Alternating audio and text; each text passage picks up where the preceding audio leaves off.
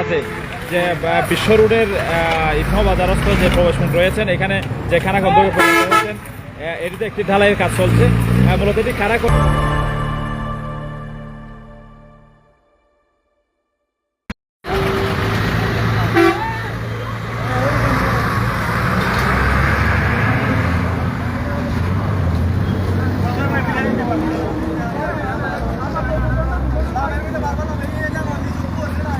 দর্শক, আপনারা যেটি দেখতে পাচ্ছেন, গভীর রাতে শ্রমিক কল্যাণ ফেডারেশন ঈদগাঁও উপজেলার আওতাধীন লোড আনলোড শ্রমিক সংগঠনের নেতৃত্বে ঈদগাঁও বাস স্টেশনের যে ঈদগাঁও বাজারের প্রবেশমুখে যে খানা কন্দকটি রয়েছে, তারা এটি নিজস্ব অর্থায়নে মূলত এটি তারা বালি এবং সিমেন্ট কংক্রিট দিয়ে তারা ঢালাই দিচ্ছে। আপনারা দেখতে পাচ্ছেন, এটি হচ্ছে দীর্ঘদিন ধরে মূলত হওয়ায় এখানে যান এবং জন চলাচলে অনেকটা ভোগান্তি পোহাতে হচ্ছিল।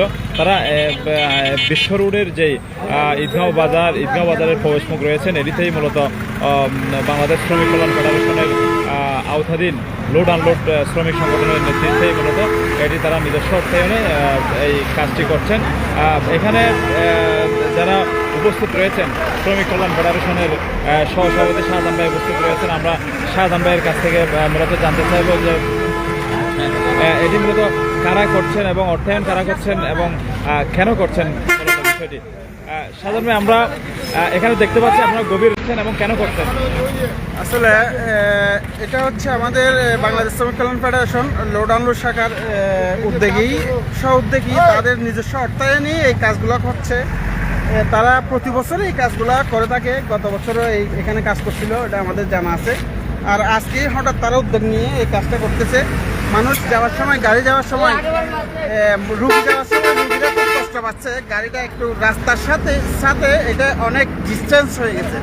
এখানে যদি একটা গাড়ি যদি হঠাৎ করে যদি একটা চাক্কা যদি এখানে পড়ে যায়, তাহলে গাড়ি উল্টে যাওয়ার সম্ভাবনা বেশি।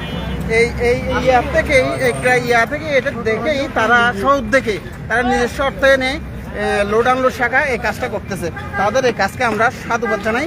শ্রমিক কল্যাণের পক্ষ থেকে, বাংলাদেশ শ্রমিক কল্যাণ ফেডারেশন ঈদগাঁও উপজেলা শাখার পক্ষ থেকে তাদেরকে ধন্যবাদ জানাই।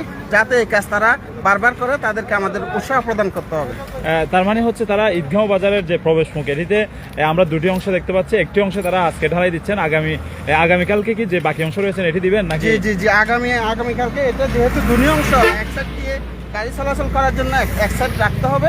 তাহলে আগামীকালকেই তারা উদ্যোগ নিয়ে ওটা কাজ করার জন্য তারা উদ্যোগ নিয়েছে।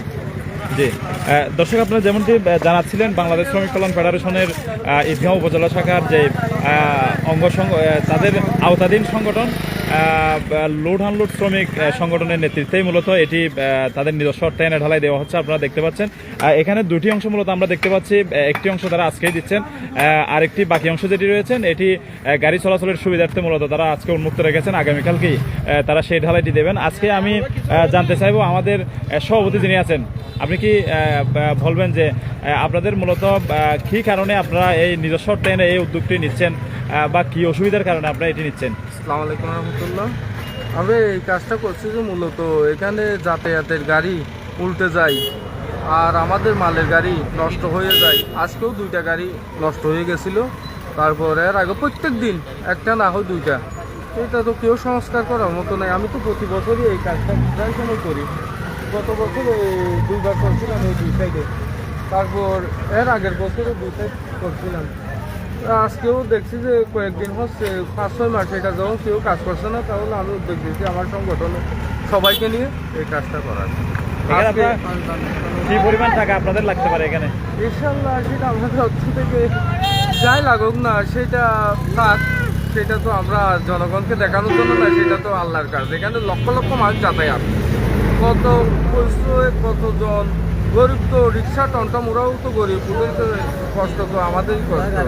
আর আমরাও তো কুলি, তবু গরিব যে আমাদের যা আর্থিক আছে সংগঠন থেকে তা সেটা বলা যাবে না, কত টাকা যাচ্ছে সেটা আমরা বলবো না। দর্শক, এখানে একটি বিষয় আমরা যেটি লক্ষ্য করেছি, এখানে ধনী গরিব অনেকেই এই রুট দিয়ে যাতায়াত করেন, মূলত বিভিন্ন খুঁটিপতিরাও এই রুট দিয়ে যাতায়াত করেন। তাদের চোখে নজরে না পড়লেও এখানে হচ্ছে লোড আনলোড শ্রমিকদের নজরে এটি পড়েছেন। তারা একটি মহৎ উদ্যোগ নিয়েছেন। তাদের এই উদ্যোগকে মূলত এখানে শত শত লোকজন সাধুবাদ জানিয়েছেন। তারা যেমনটি বলছেন, আগামীকালকে যে বাকি অংশটি রয়েছেন তারা আগামীকালকে সেটিও ঢালাইয়ের জন্য ব্যবস্থা করবেন, এবং তারা প্রতি বছরই এই খানাখন্দক যেগুলো হয়ে থাকেন এগুলো তারা মেরামতের কাজ করেন, তারা তেমনটি জানিয়েছেন। তো তাদের যে উদ্যোগ, এটিকে ঈদগাঁও বাজারের যে পথচারীরা রয়েছেন, ঈদগাঁও বাজারের যে ব্যবসায়ীরা রয়েছেন, তারা সাধুবাদ জানিয়েছেন। দর্শক, আমরা এটুকুই। আগামীকালকে আপনাদের যে বাকি অংশ কাজ চলবে তখন আপনাদেরকে আবারও আমরা সংযুক্ত করব।